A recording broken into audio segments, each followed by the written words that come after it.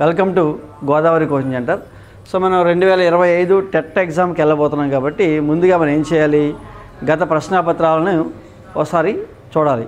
కాబట్టి ఇప్పటి వరకు జరిగినటువంటి ప్రశ్నాపత్రాలు ఏవైతే ఉన్నాయో టెట్ ఆర్ డిఎస్సి వాటిని మనం ఒకసారి సెషన్ వైజ్ అనాలిసిస్ చేసుకుందామండి.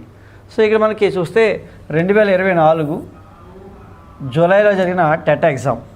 సో 6వ తారీఖున 10/2024.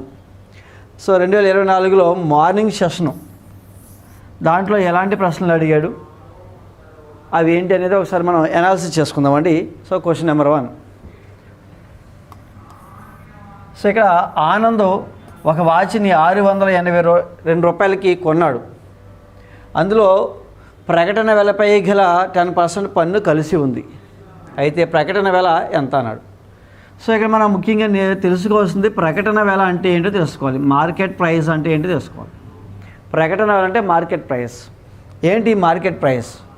ఈ మార్కెట్ ప్రైస్ అంటే మనం ఏదైనా షాపుకి వెళ్ళినప్పుడు ఆ షాపులో ఏ వస్తువు తీసినా సరే ఆ వస్తువు పైన స్టిక్కర్ ఉంటుంది, ఆ స్టిక్కర్ పై రేట్ వేసి ఉంటుంది. ఆ రేటుని ఏమంటామంటే మార్కెట్ ప్రైస్ అంటాం, దాన్ని ప్రకటన వెల అంటామండి. ఆ మార్కెట్ ప్రైస్ తీయగానే మనం ఏమడుగుతాం, సో దీని మీద 1000 రూపాయలు ఉందండి, డిస్కౌంట్ ఇస్తారా అని అడుగుతాం. సో కాబట్టి ఆ వస్తువుపై ఉన్నటువంటి రేటుని ఏమంటామని అంటే మార్కెట్ ప్రైస్ అంటాం. ఓకే. సో ఇక్కడ మనకి ఏం చేశాడు, ఆ మార్కెట్ ప్రైస్ మీద 682 రూపాయలకి కొన్నాడు. కొన్న విలువ ఏంటంటే అంటే ఎస్పి. ఇక్కడ 2 రకాల వస్తువులు ఉన్నాయండి.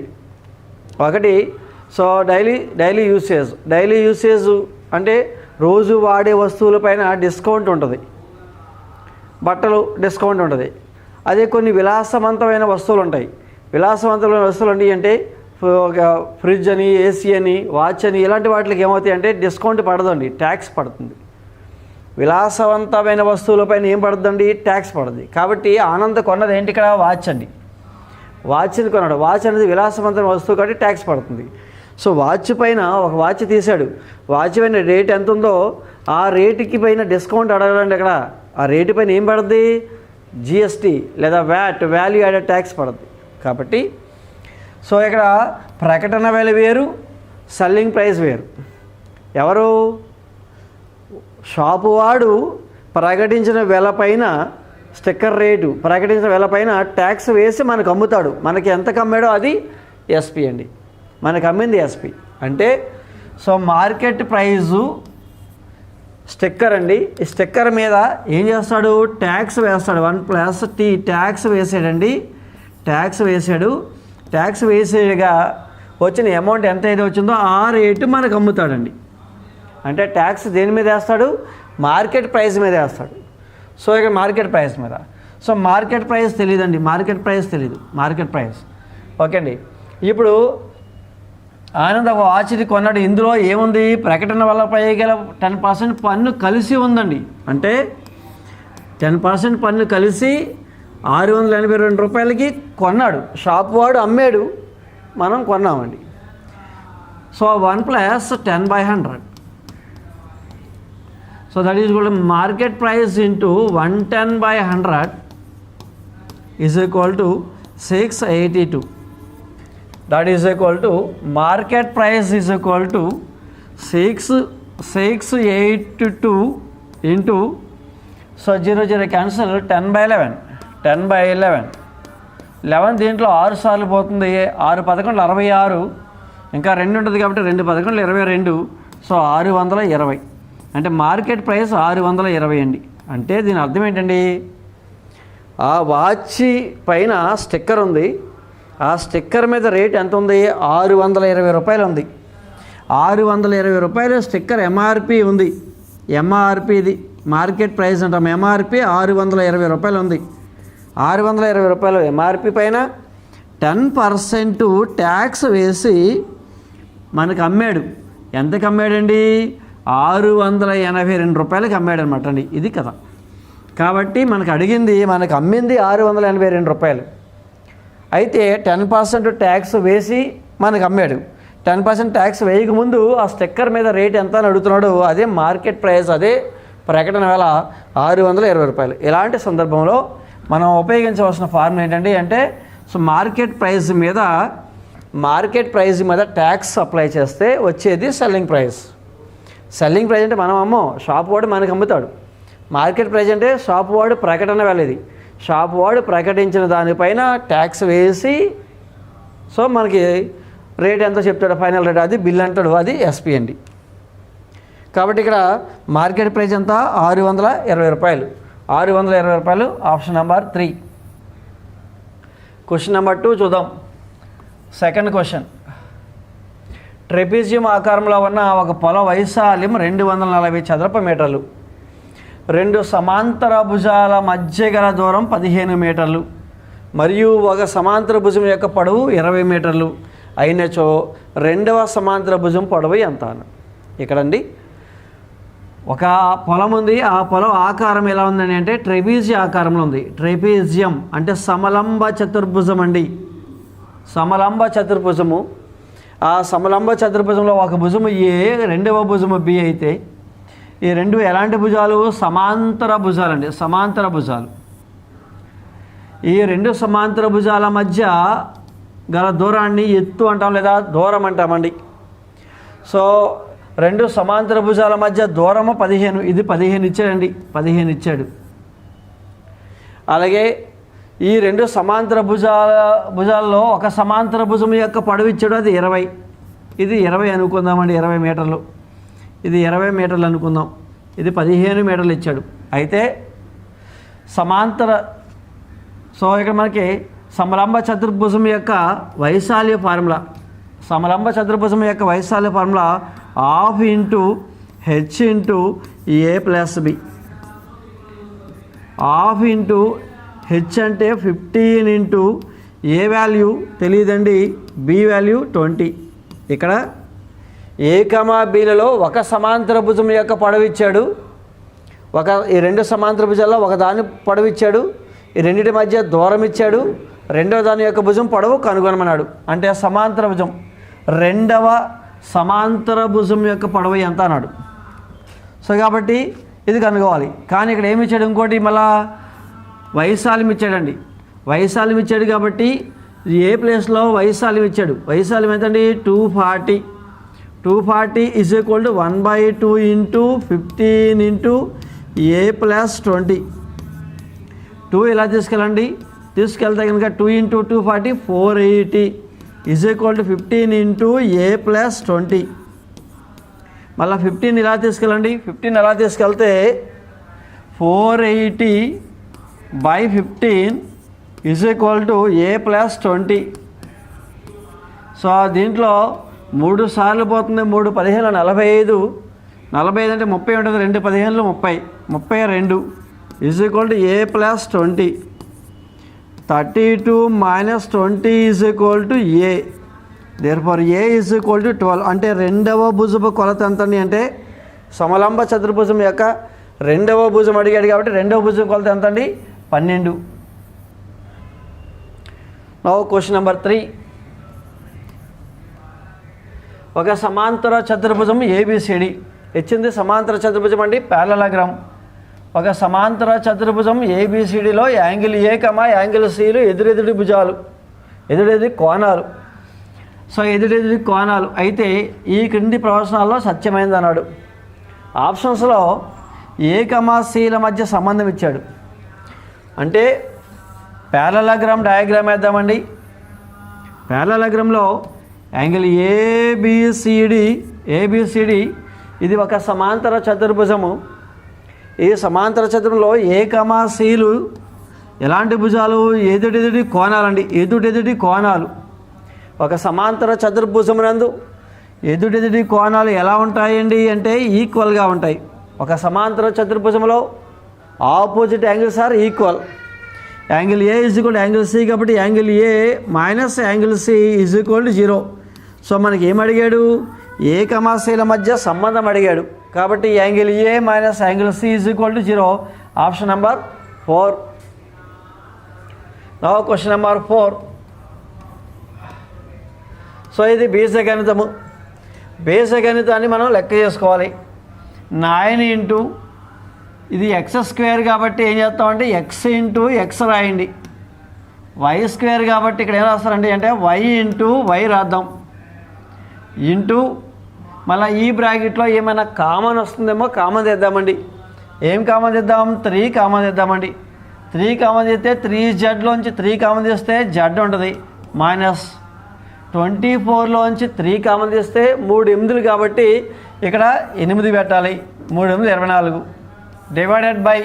డివైడెడ్ బై అంటే by 27 x into y into z minus 8. So z-8 cancel, x cancel, y cancel. ఈ 9 దీంట్లో 3 సార్లు పోతుంది, 3 క్యాన్సిల్ అండి. డినామినేటర్ మొత్తం క్యాన్సిల్ అయిపోయింది. ఇంకేం మిగిలింది? x ఒకటి మిగిలింది, y ఒకటి మిగిలింది. సో అంటే మొత్తం ఆన్సర్ ఎంతండి? x into y is answer, xy 4th option అండి. నా క్వశ్చన్ నెంబర్ 5. శూన్యేతర పూర్ణాంకము మరియు దాని పరపదము యొక్క లబ్ధము ఎల్లప్పుడూ ఏమవుతుంది అన్నాడు. సో మనం టెర్మినాలజీ చూసుకోవాలి.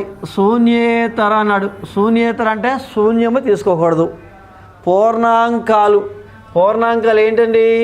పూర్ణాంకాలు 0 1 2 3 4 5 అండ్ సో ఆన్. దీంట్లో ఏం తీసుకోకూడదు? 0 తీసుకోకూడదు. శూన్యేతర పూర్ణాంకం అండి. ఏదైనా ఒక పూర్ణాంకం తీసుకుని దాని యొక్క పరపదం అండి. పరపదం అంటే ఫర్ ఎగ్జాంపుల్ 4 అనే పూర్ణాంకాన్ని తీసుకున్నాను, దాని ముందున్న సంఖ్య 3, ఇదేమవుద్ది? పూర్వపదం అవుద్ది.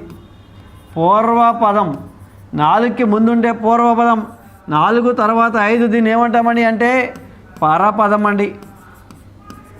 పరపదం 4 ముందుంటే ముందున్న సంఖ్యను, ఏదైనా ఒక సంఖ్యకి ముందుంటే పూర్వపదం, తర్వాత ఉంటే పరపదం అండి.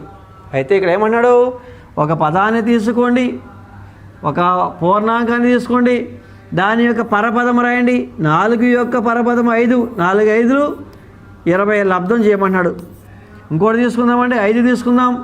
5 యొక్క పరపదం 6, 5 6 30 అండి. ఇంకోటి తీసుకుందాం, 3 తీసుకుందాం. 3 యొక్క పరపదం 4, 3 4 12.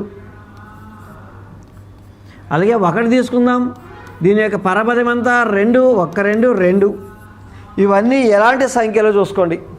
ఇవన్నీ కూడా ఎలాంటి సంఖ్యలు? బేసి సంఖ్యలు కావు. ఇవన్నీ కూడా ప్రధాన సంఖ్యలు కావు. ఇక్కడ మనకి 2 రకాల ఆన్సర్లు ఉన్నాయి, సరి సంఖ్యల, సంయుక్త సంఖ్యల. సో సంయుక్త సంఖ్యలో ఆన్సర్ రాద్దామని అనుకోండి. ఇక్కడ వీటిలో 2 అనేది సంయుక్త సంఖ్య కాదు. 2 అనేది ఏంటి? ప్రధాన సంఖ్య. కాబట్టి ఇవన్నీ కూడా సంయుక్త సంఖ్యలు కావు. ఇక్కడ వరకు సంయుక్త సంఖ్యలు ఉన్నా 2 సంయుక్త సంఖ్య కాదు. కాబట్టి మనకు వచ్చే ఆన్సర్లు అన్నీ కూడా సంయుక్త సంఖ్యలు రావడం లేదు. దాంట్లో కొన్ని ప్రధాన సంఖ్య ఉంది. కాబట్టి ఆన్సర్ ఏం పెట్టాలండి? అన్నీ కూడా సరి సంఖ్యలు పెట్టాలండి. ఇక్కడ సంయుక్త సంఖ్యను పెట్టాలి అనుకున్నప్పుడు దీని గురించి ఆలోచించాలి. సరే, సంయుక్త సంఖ్యను పెడతాను, ఇక్కడ అన్నీ కూడా సంయుక్త సంఖ్యలే కదా అంటే ఎగ్జాంపుల్ 2 ఒకటి ఫామ్ అవుతుంది. అప్పుడు ఇక్కడ సంయుక్త సంఖ్యని పెట్టకుండా అక్కడికి ఎక్కడికి వెళ్ళాలి? సరి సంఖ్య దగ్గరికి వెళ్ళాలి. ఎగ్జామ్లో కన్ఫ్యూజ్ అవుతాం, సరి సంఖ్య ఎందుకులే వెరైటీగా ఉంది కదా సంయుక్త సంఖ్యని పెడదాం అనుకుంటామండి. అందరూ సంయుక్త సంఖ్య దగ్గరికి వస్తారు, ఎందుకని ఇవన్నీ కూడా కాంపోజిట్ నెంబర్సే కదా అనుకుని. కానీ కాంపోజిట్ నెంబర్ ఎగ్జాంపుల్స్లో మనకి ఏది ఎంటర్ అయింది? 2 ఎంటర్ అయింది. 2 ఈజ్ ఏ ప్రైమ్ నెంబర్ కాబట్టి సో సంయుక్త సంఖ్య కాదు, కాంపోజిట్ కాదు. కాబట్టి దీన్ని ఎలిమినేట్ చేసి సరి సంఖ్య దగ్గరికి వెళ్ళాలి. Question number 6. పాచికండి ప్రాబబిలిటీలోంచి ఒక బిట్ ఖచ్చితంగా వస్తుంది. ఒక పాచికని దొర్లించినప్పుడు వచ్చిన సంఖ్యలో 2, 2 మరియు 3 ఇలా రెండింటి యొక్క గుణిజం కావాలి. అంటే అర్థం ఏంటి? పాచిక పైన ఉన్న అంకెలు ఏంటంటే 1 2 3 4 5 6. పాచిక పైన 6 అంకెలు ఉంటాయి. ఈ 6 అంకెలలో 2 చేత భాగించబడాలి, 3 చేత నిశ్శేషంగా భాగించబడే సంఖ్య కావాలి.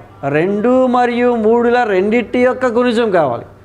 అంటే మనం తీసుకోబోయే పాచికపై ఉన్న అంకెని తీసుకోవాలి. ఆ అంకె 2 చేత నిశ్శేషంగాను మరియు 3 చేత మరియు నిశ్శేషంగా భాగించాలి. మరియు అంటే అర్థం ఏంటి? 2 చేత భాగించిన ప్రతిసారి 3 చేత కూడా భాగించబడాలి. అలా అని సార్ నేను 2 తీసుకుంటాను, 2 చేత భాగించబడుతుంది కదా అంటే 3 చేత భాగించబడట్లేదు. 4 2 చేత భాగించబడుతుంది కానీ 3 చేత భాగించబడట్లే. 3 2 చేత భాగించబడట్లే, 3 చేత భాగించబడుతుంది. 2 సందర్భాలు ఒకేసారి జరిగేది 6 ఒక్కటే. కాబట్టి ఒక పాచిక పైన దొర్లించినప్పుడు 2 మరియు 3 2 పోయే సంఖ్య 6 ఒకటే. అంటే 6 పడడానికి గల సంభావ్యత ఎంతండి అంటే 1/6. 6 పడడానికి గల సంభావ్యత అంటే 2, 3 రెండిటి యొక్క గుణిజం ఎవరు? 6. ఆ 6 పడడానికి సంభావ్యత ఎవరు? 1/6. సో కంగారులో ఏం చేస్తామని అంటే 6 పడడానికి గల సంభావ్యత 6/6 రాస్తాము. క్యాన్సిల్ అయిపోతే ఆప్షన్ నెంబర్ 1లో 1 ఉంది చూడండి, అది ఆన్సర్ పెట్టేస్తామండి. కాబట్టి ఇలా పెట్టకూడదు. 6 పడడానికి గల సంభావ్యత 6/6 కాదు, 6 పడడానికి సంభావ్యత 1/6.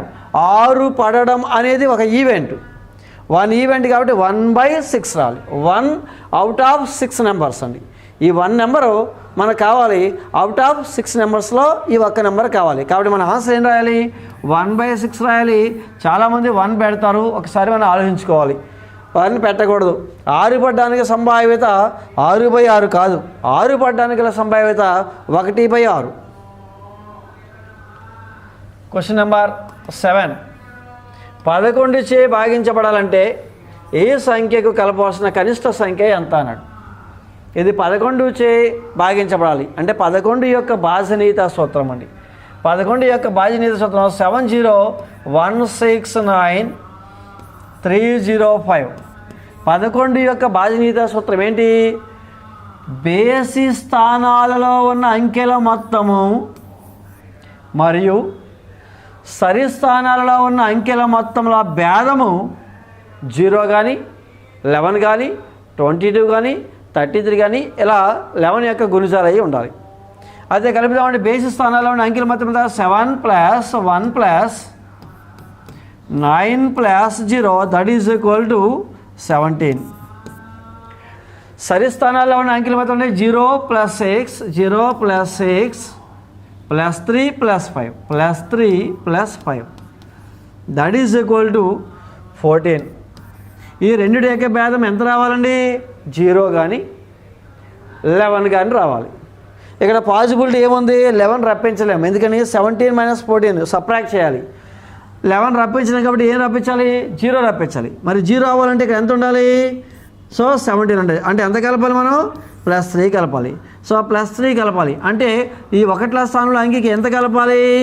+3 కలిపితే సో ఇక్కడ +3 అంటే ఈ 5కి +3 కలిపామనుకోండి, అప్పుడు 8 అవుద్ది. టోటల్ ఎంత అవుద్ది? 17 అవుద్ది. 17 - 17 0 అవుతుంది. 0 రావాలి.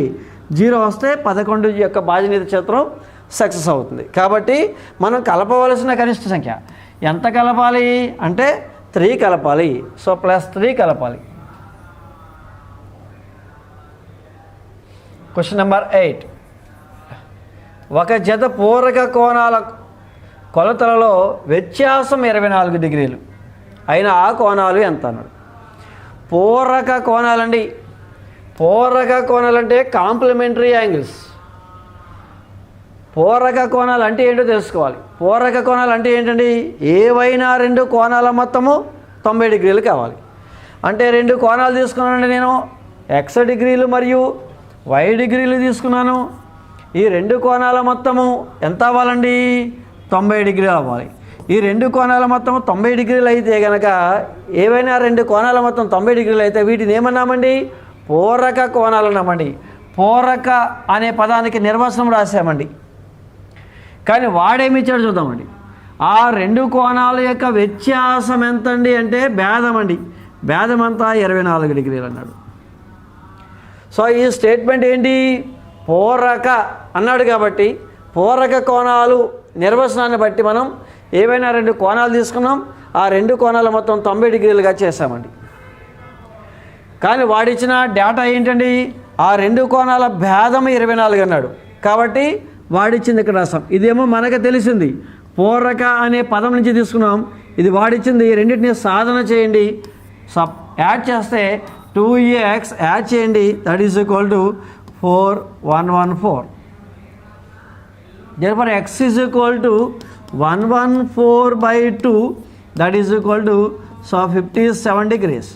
ఈ ఎక్స్ వాల్యూ ఓకే ఆ కోణాలు కాబట్టి ఒకటి 57 డిగ్రీలు, ఒక కోణం ఎక్స్ విలువ 57 డిగ్రీలు అండి. ఎక్స్ విలువ 57 డిగ్రీలు అంటే వై వాల్యూ ఎంతో తెలియాలి. అంటే రెండింటి యొక్క మొత్తం ఎంత అండి?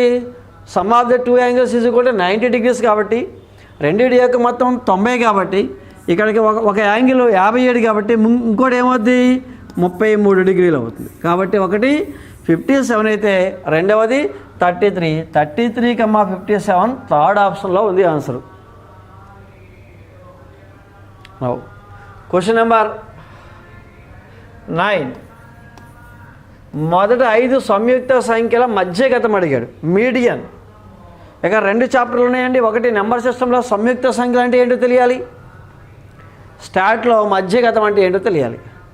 సంయుక్త సంఖ్యలు ఏవైతే ప్రధాన సంఖ్యలు మరియు ఒకటి కాదో వాటిని సంయుక్త సంఖ్యలు అన్నామండి. ప్రధాన సంఖ్యలు కానివి తీసుకోవాలి. 2 ప్రధాన సంఖ్య తీసుకోకూడదు, 3 ప్రధాన సంఖ్య తీసుకోకూడదు, 4 అనేది ఒక సంయుక్త సంఖ్య. మొట్టమొదటి సంయుక్త సంఖ్య ఎవరండి? 4. 5 ప్రధాన సంఖ్య తీసుకోకూడదు, 6 సంయుక్త సంఖ్య తీసుకోవాలి. 6. 7 ప్రధాన సంఖ్య తీసుకోకూడదు, తర్వాత 8 తీసుకోండి. 8. 9 సంయుక్త సంఖ్య, 9 తీసుకోండి.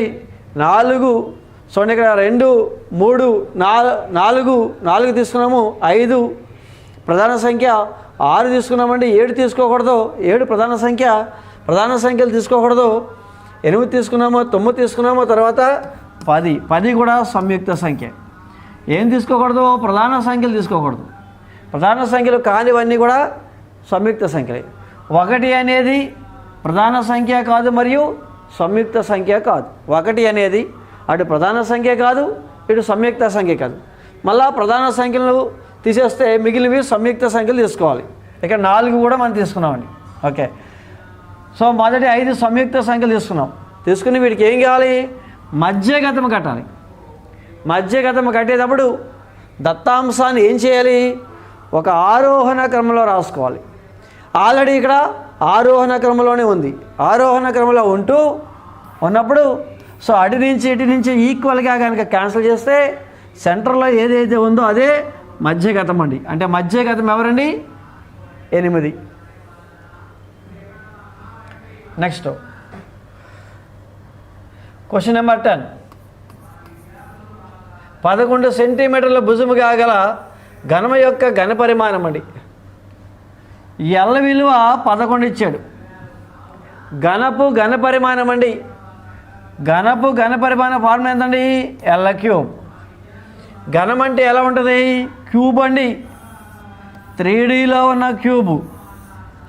ఘన పరిమాణ ఫార్ములా ఏంటండి? L cube. ఎల్ వాల్యూ 11 ఇచ్చి కాబట్టి 11 క్యూబ్. 11 క్యూబ్ ఎంత అండి? 1331. So 1331. 11 cube is equal to 1331. ఈ క్యూబులన్నీ గుర్తుపెట్టుకోవాలి. 11 క్యూబ్, 8 క్యూబ్, 7 క్యూబ్, 3 క్యూబ్ అవన్నీ కూడా మనకు రావాలి. సో మళ్ళా 4 ఆప్షన్లు ఇచ్చి ఈ క్రింది వల్ల ఏది ప్రధాన సంఖ్య అన్నాడు. ప్రధాన సంఖ్యలు 1 నుండి 100 వరకు ఈ మధ్యలో 25 ప్రధాన సంఖ్యలు ఉంటాయండి. ఎగ్జామ్కి వెళ్ళే ముందు ఈ 25 ప్రధాన సంఖ్యను బాగా తరువుగా చదవాలి. చదివినట్లయితే ఇలా 4 ఇచ్చేసి దీంట్లో ఏది ప్రధాన సంఖ్య అనగానే మనం గుర్తించగలగాలి. అది ఎగ్జామ్కి వెళ్ళేటప్పుడు ఖచ్చితంగా మనం ప్రిపేర్ అయ్యి ఉండాలి. కాబట్టి ఇప్పుడు చూడండి 4 ఆప్షన్లో ఖచ్చితంగా 97 అనేది ప్రధాన సంఖ్య అని చెప్పగలమండి. ఎందుకంటే 90కి 100కి మధ్యలో ఒకే ఒక ప్రధాన సంఖ్య ఉంటుంది, అది 97. అంటే మనం ఇంకా గుర్తుపెట్టుకోవాలి. 1 నుంచి 100 వరకు ఉన్న 25 ప్రధాన సంఖ్యలు గుర్తుపెట్టుకోవాలి. ఒకవేళ మరి గుర్తు లేకపోతే ఏం చేయాలి? వీటిలో ఏ సంఖ్య పోకూడదు. ఏ సంఖ్య పోనటువంటి నెంబర్ని మనం సెలెక్ట్ చేసుకోవాలి. దీంట్లో ఏం పోతుంది? 9వ ఎక్కం పోతుంది, 9లు పోతుంది. కాబట్టి ఇది ప్రధాన సంఖ్య కాదు.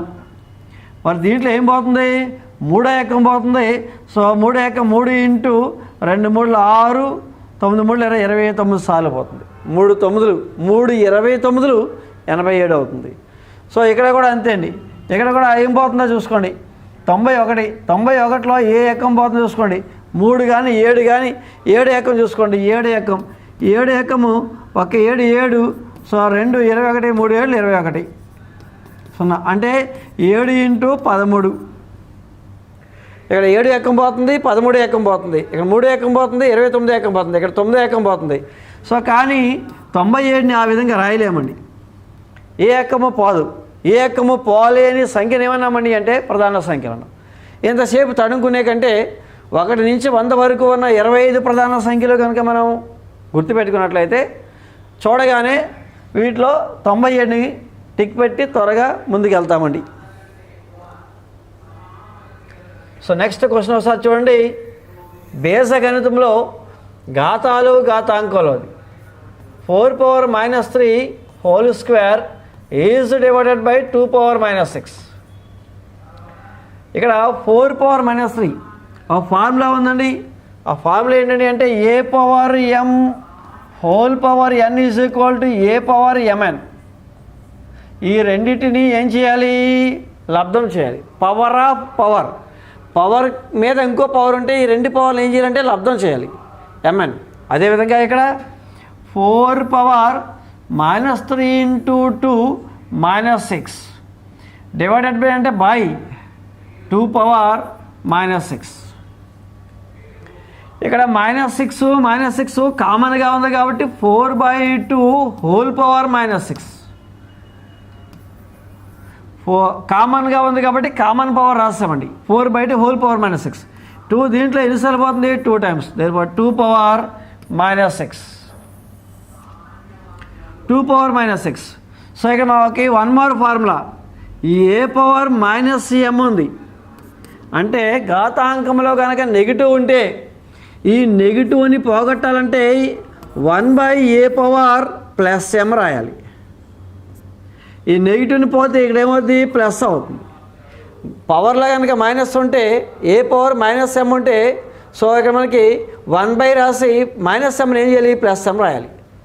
అలాగే ఇక్కడ 1/, రాసామండి. 2 ఇక్కడ -6 ఉంది కాబట్టి ఏం చేయాలండి? +6 రాస్తాం. అంటే 1/2⁻6. 1/2⁻6 అంటే ఎంతండి? 1/64. 1/64. So answer 1/64. నెక్స్ట్ 40లో 23% x అండి. 40లో 23% x అయితే 23లో 40% ఎంత అన్నాడు. ఇక్కడ 2 రకాల క్వశ్చన్స్ ఉన్నాయండి. 2 టైప్స్లో చేద్దామండి. ఒకటి ఫస్ట్ స్టేట్మెంట్ చూద్దామండి. మొదటి స్టేట్మెంట్ నుంచి 40 లో అంటే ఇంటూ 23%. 23% అంటే 23/100. దాని విలువ ఏమైంది? x అయినది అంటే ఈజ్ ఈక్వల్ టు x. 40లో 23% వేస్తే వచ్చే ఆన్సర్ ఎంత అండి? x అని అంటున్నాడు. కాబట్టి క్యాన్సిల్ చేసుకుందామండి. క్యాన్సిల్ చేసుకుంటే 0 0 క్యాన్సిల్. దీంట్లో 2 టేబుల్ 5 టైమ్స్, 2 టేబుల్ 2 టైమ్స్ 46/5 ఉంది. ఇది x ఈజ్ ఈక్వల్ టు. అదే స్టేట్మెంట్ నెంబర్ 1. స్టేట్మెంట్ నెంబర్ 1 ద్వారా మనకి ఏమొచ్చింది? x వాల్యూ వచ్చింది. So now statement number 2. 23లో 23 రాసామండి. లో అంటే ఇంటూ రాయాలి. 23లో 40% అంటే 40/100. 40/100. So 0 0 cancel. దీంట్లో 2 టైమ్స్, దీంట్లో 2 5 టైమ్స్. 2 23లు 46/5. ఇక్కడ ఎంత? 46/5 అంటే దేనికి ఈక్వల్ అండి? ఎక్స్కి ఈక్వల్. అడిగిన ప్రశ్న 46/5 వచ్చింది అంటే ఇది దేనికి ఈక్వల్ అండి? మళ్ళా ఎక్స్కి ఈక్వల్. అంటే మొదటి స్టేట్మెంట్ని సింప్లిఫై చేస్తే ఎక్స్ విలువ ఎంత వచ్చింది? 46/5 వచ్చింది. మళ్ళా రెండవ స్టేట్మెంట్ అంటే క్వశ్చన్ని సింప్లిఫై చేస్తే మనకి ఎంత వచ్చింది? 46/5 వచ్చింది. అంటే ఇక్కడ ఎక్స్ వాల్యూ 46/5. మనకు వచ్చిన ఆన్సర్ కూడా 46/5. అంటే 46/5 ఇవ్వలేదు అక్కడ ఆప్షన్లో. ఏమిచ్చాడు? ఇన్ టర్మ్స్ ఆఫ్ ఎక్స్ఎల్ ఇచ్చాడు. కాబట్టి 46/5 దేనికి ఈక్వల్ అండి? ఎక్స్కి ఈక్వల్. కాబట్టి ఎక్స్ అండి. నెక్స్ట్ క్వశ్చన్ చూడండి. ఒక తరగతిలో 40 మంది విద్యార్థులు ఉన్నారు. బాలికల సంఖ్య బాలుర సంఖ్య కంటే 10 ఎక్కువ. కాబట్టి గర్ల్స్ బాయ్స్ చూద్దామండి. బాలుర సంఖ్యను ఎక్స్ అనుకున్నట్లయితే బాలికల సంఖ్య బాలుర సంఖ్య కంటే 10 ఎక్కువ, అంటే ఎక్స్ ప్లస్ 10. గర్ల్స్ ఏమో ఎక్స్ ప్లస్ 10, బాయ్స్ ఎక్స్. మొత్తం ఎంత అండి అంటే 40 మంది. 40 మంది. దేర్ఫోర్ ఎక్స్ ప్లస్ ఎక్స్ ఎంత అండి? 2x is equal to 40 minus 10, that is equal to 30. 2x is equal to 30, X is equal to 30/2 is equal to 15. X value 15. అంటే ఎక్స్ ఎవరు ఇక్కడ? బాలురు సంఖ్య 15 అండి. బాలురు ఈజ్ ఈక్వల్ టు 15 అండి. 15 అండి. బాలికలు కావాలి. బాలికలు అంటే వీళ్ళకంటే 10 మంది ఎక్కువ కాబట్టి 25. కానీ వీడు ఏమడిగాడండి? బాలికలు బాలుర సంఖ్యకు నిష్పత్తి అడిగాడు, రేషియో అడిగాడు. ఎవరెవరి మధ్య? బాలికలకు బాలురకు. మొదట ఎవరు వేయాలి? మొదట బాలికలు వేయాలండి. బాలికలు ఇష్టు తర్వాత బాలురు వేయాలండి. ఆర్డర్ చూసుకోవాలండి. వీడన్నా ఆర్డర్ చూసుకోవాలి. బాలికలు ఎంత? 25. బాలురు ఎంత? 15. అంటే 5:3, 5:3, 5:3 అండి. ఒకవేళ మనం ఆర్డర్ కనుక చూడలేదనుకోండి, ఆన్సర్ 3:5 పెడతామండి. ఆన్సర్ 3:5 పెడతాం, బిట్టిపోతుంది. ఏం చేయాలి? ఫస్ట్ బాలికలు వేయాలి. వాడన్న ఆర్డర్లో ఫస్ట్ బాలికలు, తర్వాత బాలురు. కాబట్టి బాలికలు ముందు వేస్తాం, తర్వాత బాలురు వేస్తామండి. నెక్స్ట్ 72 రూపాయలకి కొనుగోలు చేసిన బొమ్మ 80 రూపాయలకి అమ్మబడింది. అయితే లాభ శాతం ఎంత కావాలి? కొనుగోలు చేయడం అంటే సిపి అండి. కొన్న విలువ 72 రూపాయలు. 72 రూపాయలకి ఒక వస్తువు కొనుక్కుని 80 రూపాయలకి అమ్మేశాడండి. అంటే కొన్నది 72, అమ్మింది 80 రూపాయలు. అంటే లాభం ఎంత అండి? లాభం is equal to SP minus CP. అంటే అమ్మింది 80 రూపాయలు, కానీ కొన్నది 72. వీడికి లాభం 8 రూపాయలు. లాభం 8. సో 8 రాగానే మనం ఆన్సర్ పెట్టేస్తామండి. ఆన్సర్ 8 అని పెట్టేస్తాం. కానీ అడిగింది ఏంటండి? అడిగింది లాభం కాదు, లాభ శాతం అడిగాడు. కాబట్టి లాభ శాతం కట్టాలి. లాభ శాతం ఈజ్ ఈక్వల్ టు లాభము బై కొన్న వెల ఇంటూ 100. లాభం ఎంత? 8. కొన్న వెల ఎంత అండి? 72 ఇంటూ 100. 8 దీంట్లో ఎన్నిసార్లు పోతే? 9 సార్లు పోతాయి. 100/9. 9 దీంట్లో ఎన్నిసార్లు పోతాయండి? 11. 9లో 99. 9 11లో 99 ప్లస్ 1 అంటే 11 1/9%. 11 1/9%. Option number 1. అంటే ఇక్కడ లాభ శాతం ఎంత వచ్చిందండి? 11 1/9%. సరే, నెక్స్ట్ క్వశ్చన్ చూడండి. క్వశ్చన్ క్లియర్గా చదవండి. ఒక రాంబస్ యొక్క కర్ణాలు ఇచ్చాడు. కర్ణాలు 24 సెంటీమీటర్లు మరియు 38 సెంటీమీటర్లు. రాంబస్ యొక్క కర్ణాలు ఇచ్చి దాని వైశాల్యం కట్టమన్నాడు.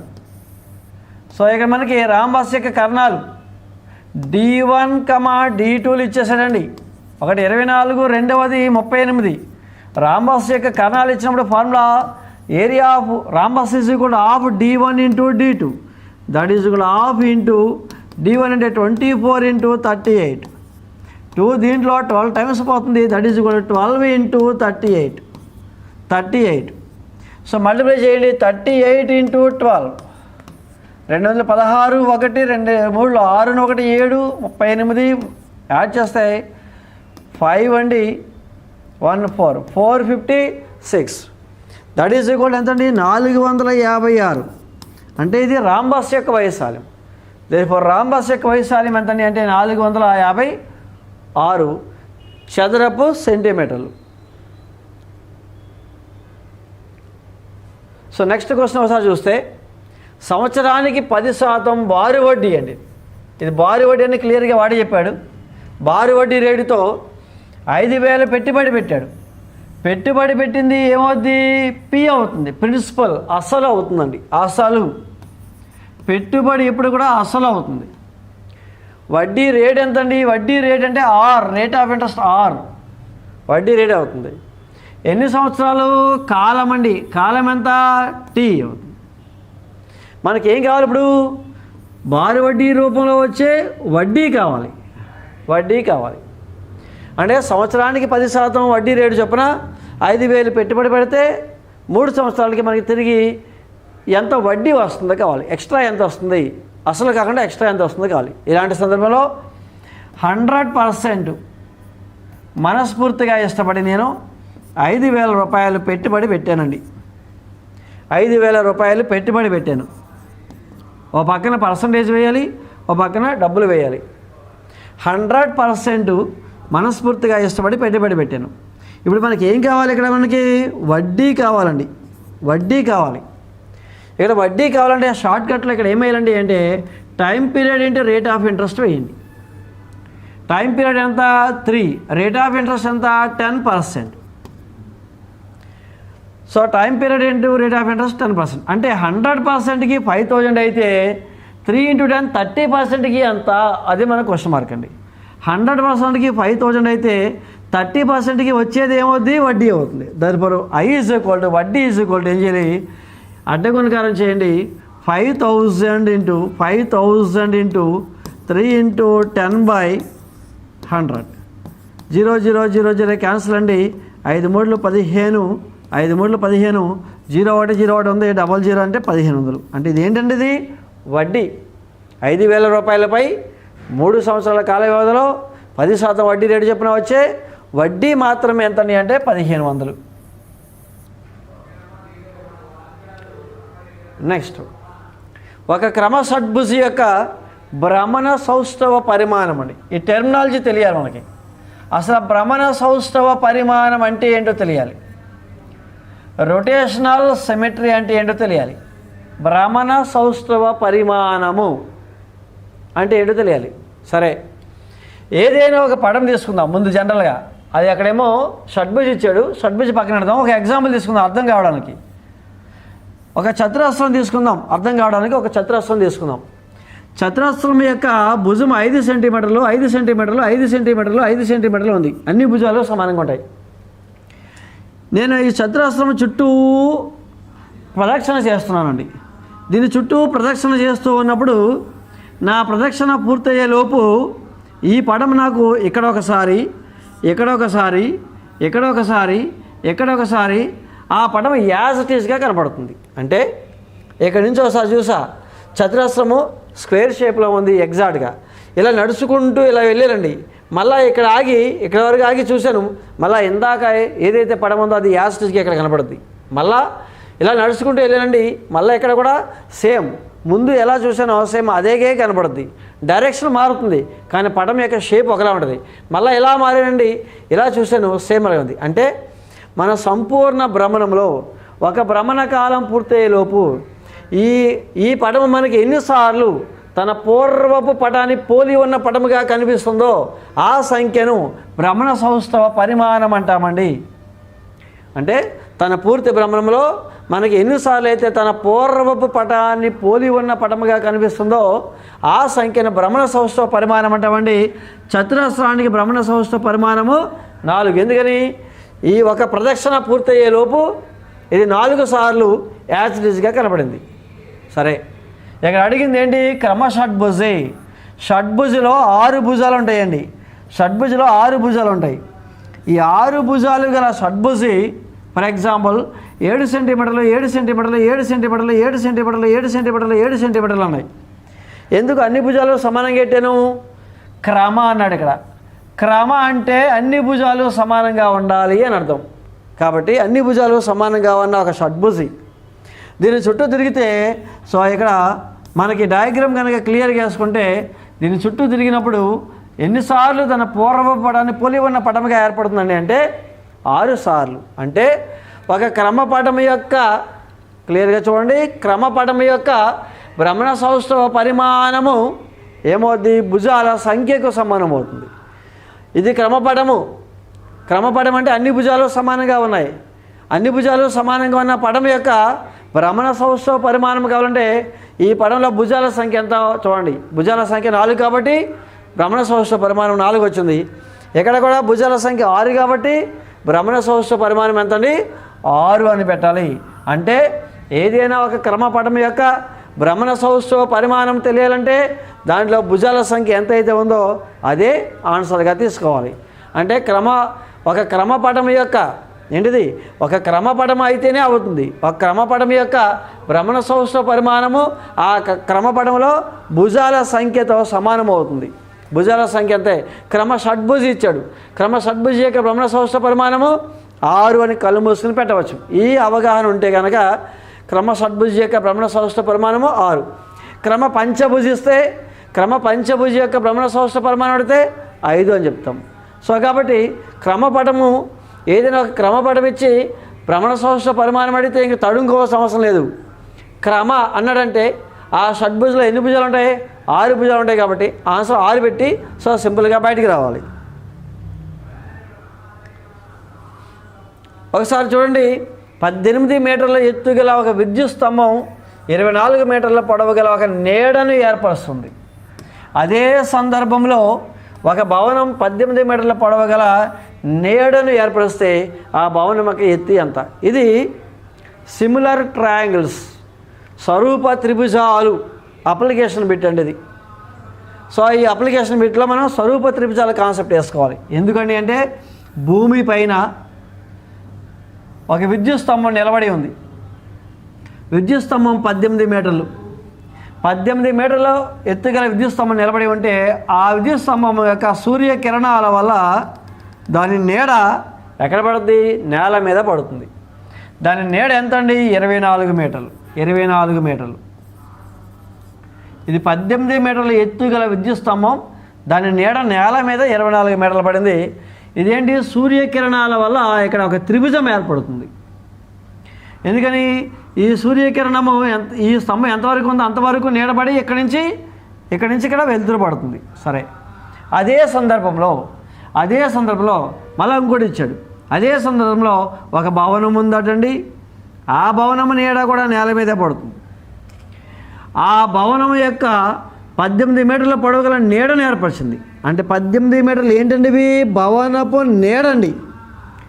నీడ ఇప్పుడు నేల మీద వేయాలి. అయితే ఏమడిగాడు? భవనం యొక్క ఎత్తు ఎంత అడిగాడు. ఈ భవనపు ఎత్తు ఎంత అన్నాడు. కాబట్టి సూర్యకిరణము ఇలా పడుతుంది కాబట్టి భవనం పైనుంచి వస్తుంది కాబట్టి సూర్యకిరణం పడే దగ్గర త్రిభుజం ఏర్పడుతుంది. ఈ 2 త్రిభుజాలు ఒకే పొజిషన్లో ఉంటాయి. ఎందుకంటే విద్యుత్ స్తంభం నేలకు 90 డిగ్రీల కోణం చేస్తుంది. భవనం కూడా నేలకు 90 డిగ్రీల కోణం చేస్తుంది. అదే సందర్భంలో సూర్యకిరణాలు ఒకే యాంగిల్ చేస్తాయి. అంటే ఇక్కడ ఎక్స్ ఉంటే కనుక ఇక్కడ కూడా ఎక్స్ యాంగిల్ ఉంటుంది. మరి ఇక్కడ 90 ఇక్కడ ఎక్స్ ఇక్కడ వై కోణం అయితే ఇక్కడ కూడా ఏమవుతుందండి? వై కోణం అవుతుంది. కాబట్టి ఏవైనా 2 త్రిభుజాలలో సదృశ కోణాలు సమానమైతే ఈ 2 త్రిభుజాలను స్వరూప త్రిభుజాలు అన్నామండి. అంటే ఏవైనా 2 త్రిభుజాలలో సదృశ కోణాలు సమానమైతే ఈ 2 త్రిభుజాలను ఏమన్నామండి? స్వరూప త్రిభుజాలు అన్నామండి. అంటే సిమిలర్ ట్రయాంగిల్స్ అంటాం. ఏవైనా 2 స్వరూప త్రిభుజాలలో సదృశ భుజాల నిష్పత్తి సమానం అండి. అంటే 18 దీని యొక్క సదృశ భుజం అంటే సేమ్ పొజిషన్లో ఉన్న భుజం అండి.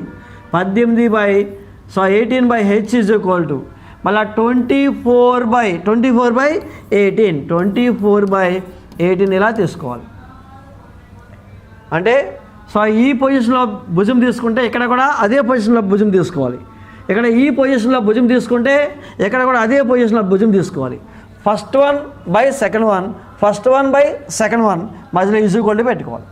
2 త్రిభుజాలలో సదృశ కోణాలు సమానంగా ఉంటే సదృశ భుజాల నిష్పత్తి సమానము కాబట్టి ఈజ్ ఈక్వల్ టు పెట్టామండి. సో దీన్ని సింప్లిఫై చేసుకుందామండి. సింప్లిఫై చేసుకుంటే అడ్డగుణకారం చేద్దాం. అడ్డగుణకారం చేస్తే h into 24h is equal to 18 into 18. h is equal to 18 into 18/24. 6 దీంట్లో 4 సార్లు పోతే 6 దీంట్లో 3 సార్లు పోతే దీంట్లో 2 సార్లు పోతే 2 దీంట్లో 9 సార్లు పోతే హెచ్ ఈజ్ ఈక్వల్ టు 3 9 27/2. 27/2 అంటే 13.5. అంటే భవనముకి ఎత్తు ఎంతండి? 13.5 మీటర్లు అండి. భవనపు ఎత్తు ఎంతండి అంటే 13.5 మీటర్లు. 13.5 మీటర్లు. నెక్స్ట్ క్వశ్చన్ చూడండి. 1887 మరియు 1897ల మధ్య గల లీపు సంవత్సరాలు అడిగాడు. లీపు సంవత్సరాల సంఖ్య అడిగాడు. ఎందుకు అడిగాడు లీపు సంవత్సరాల సంఖ్య? మన క్యాలెండర్ అనే టాపిక్ ఉందా? లేదు. క్యాలెండర్ అనే టాపిక్ లేకుండా లీపు సంవత్సరాలు ఎందుకు అడిగాడంటే, ఇక్కడ లీపు సంవత్సరాలు అనేది సంఖ్యా వ్యవస్థలో 4 చేత బాధ్యనీయతా సూత్రానికి ముడిపడి ఉంటుంది. కాబట్టి ఇక్కడ 4 చేత బాధ్యనీయతా సూత్రం కావాలి. అంటే ఏదైనా ఒక సంఖ్య కనుక తీసుకున్నట్లయితే ఆ సంఖ్య చివరిలో ఉన్నటువంటి 2 అంకెలు 4 చేత నిశ్శేషంగా భాగించబడితే ఈ మొత్తం సంఖ్య 4 చేత నిశ్శేషంగా భాగించబడుతుందని చెప్తామండి. అంటే లెక్క మొత్తం 4 చేత భాగించబడుతుందని చెక్ చేయక్కలే. ఏం చెక్ చేయాలి? చివరి 2 అంకెలు 4 చేత నిశ్శేషంగా భాగించబడితే మొత్తం సంఖ్య 4 చేత నిశ్శేషంగా భాగించబడుతుందని చెప్తామండి. కాబట్టి ఇక్కడ 1887 ఇది లీపు సంవత్సరం కాదు. ఎందుకని? 87 అనేది 87లో 4 పోదు. 1888 ఇది లీపు సంవత్సరమే. ఎందుకని? 88లో 4 పోతుంది. 88లో 4 పోతే మొత్తం సంఖ్యలో 4 పోయినట్టే. 4 నిశ్శేషంగా పోతుందంటే ఇది లీపు సంవత్సరము. 1889 దీంట్లో పోదు. ఎందుకని? 89లో పోదు కాబట్టి దీంట్లో కూడా పోదు. 1890 90లో 4 పోదు కాబట్టి 4 దీంట్లో 90లో పోదు కాబట్టి దీంట్లో కూడా పోదండి. 1891 ఇది కూడా 91 4 పోదు. తీసేస్తే 1892 1892లో 4 పోతుంది కాబట్టి ఇది లీపు సంవత్సరం. 1893 4 పోదు. 1894 94లో 4 పోదు.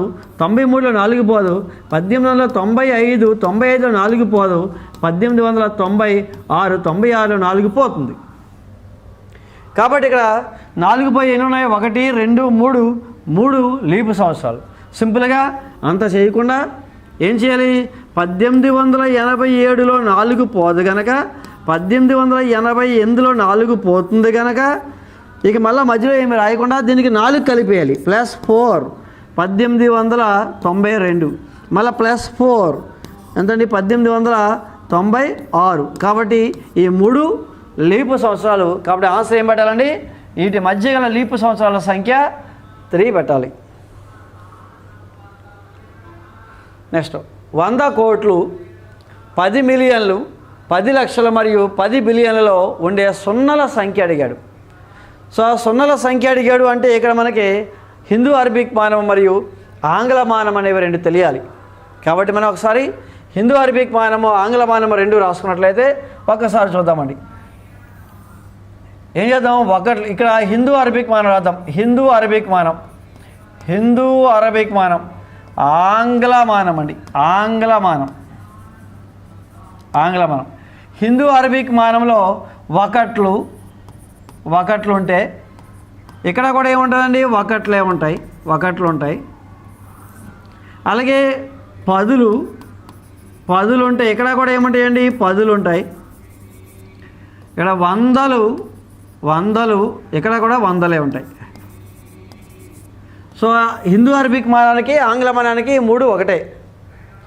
హిందూ అరబిక్ మానంలో 100ల తర్వాత ఏముంటాయి? 100ల తర్వాత 1000, 10,000, 10,000 తర్వాత మనం ఏమంటామండి? లక్ష అంటామండి. కానీ ఇక్కడ ఆంగ్ల మానంలో 1, 10, 100ల తర్వాత 1000, 10,000, 100,000 అండి. 100,000. సో లక్ష అంటే ఏంటి? ఇక్కడ 100,000 అండి. 10 లక్షలు 10 లక్షలు అంటే ఇక్కడ ఏంటండి? 1 మిలియన్ అంటామండి. Million 1 million. 10 లక్షలు. తర్వాత మనం ఏంటంటాం, కోటి అంటామండి. కోటి అంటే 10 మిలియన్లు అండి. 10 మిలియన్లు 10 మిలియన్లు. 10 కోట్లు 10 కోట్లు 10 కోట్లు అంటే సో 100 మిలియన్లు అండి. 100 మిలియన్లు 10 కోట్లు. తర్వాత 100 కోట్లు అండి. 100 కోట్లు 100 కోట్లు అంటే బిలియన్. 1 బిలియన్ అంటాం. 1 బిలియన్ 1 బిలియన్ అంటాం. సరే అయితే చూద్దామండి జీరో సంఖ్య. జీరో సంఖ్య అంటే ఒకట్లు అంటే 10 పవర్ 0 అండి. ఇక్కడ అంటే 10 పవర్ 1.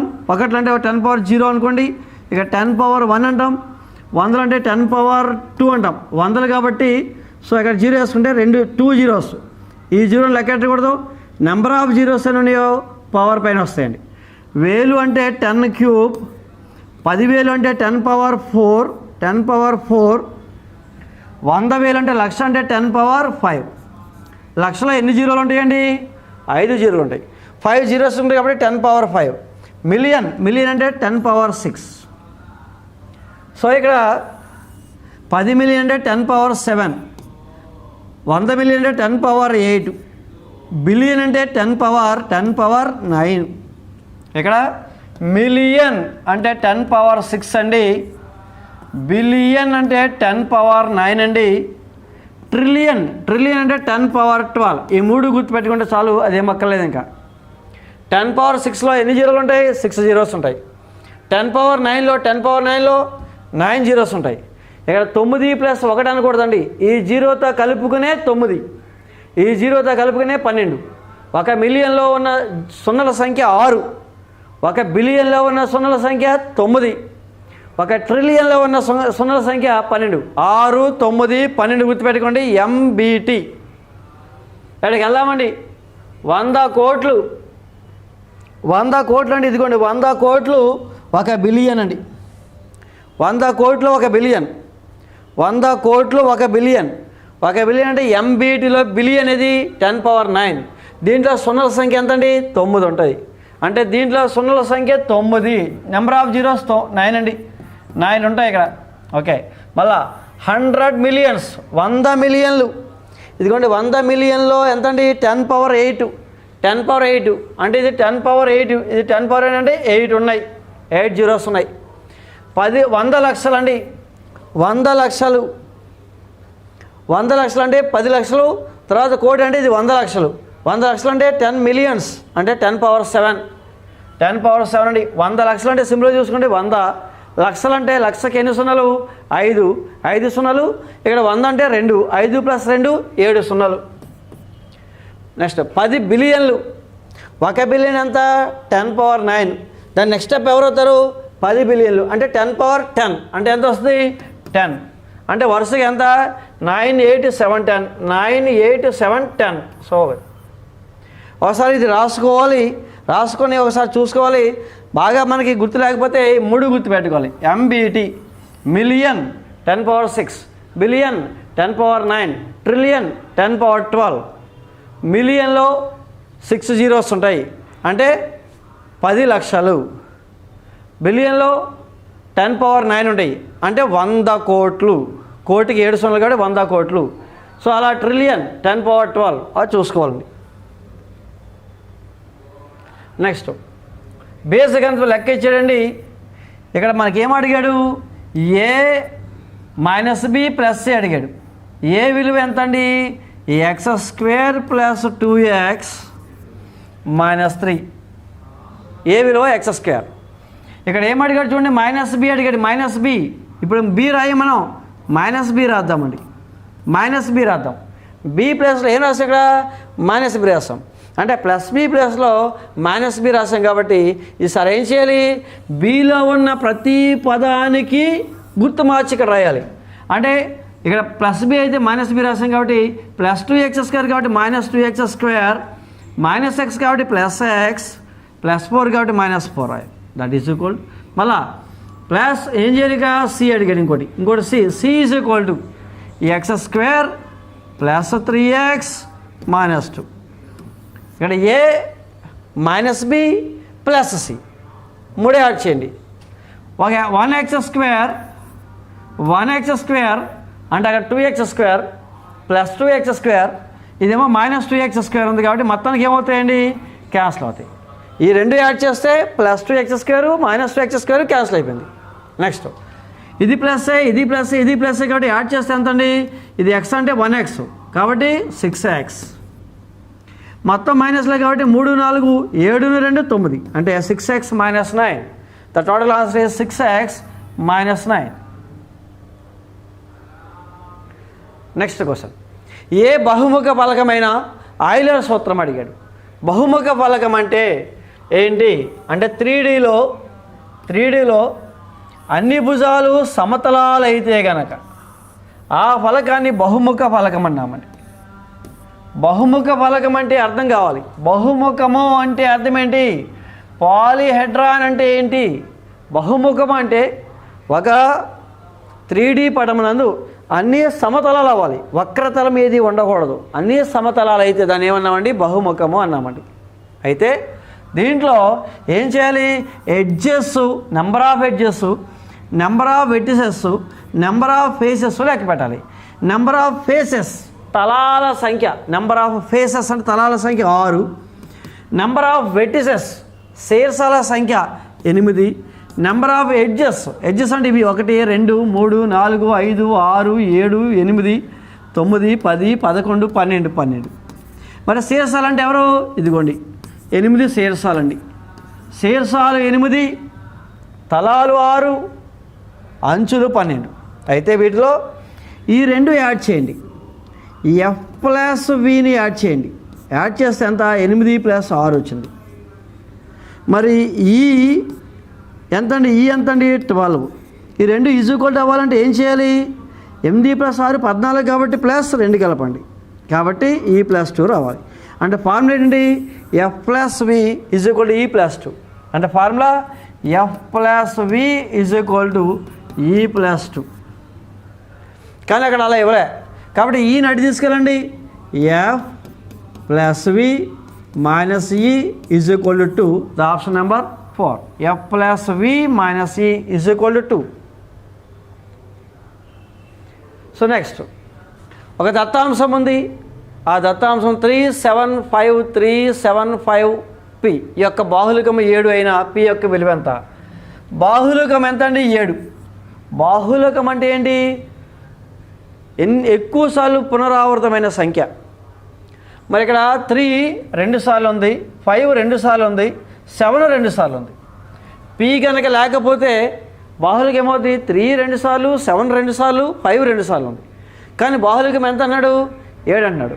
P లేకపోయినట్లయితే 3 బాహుళికం అవుతుంది, 5 బాహుళికం అవుతుంది, 7 బాహుళికం అవుతుంది. కానీ ఇక్కడ బాహుళికం 7 అన్నాడు కాబట్టి ఎక్కువ సార్లు ఉండేది ఏంటి, 7 ఉండాలి. కాబట్టి P ప్లేస్లో కూడా ఎంత పెట్టాలి, 7. అప్పుడు 7 3 టైమ్స్ అవుతుంది, బాహుళికము 7 అవుతుంది. కాబట్టి ఆన్సర్ ఎంత అంటే 7.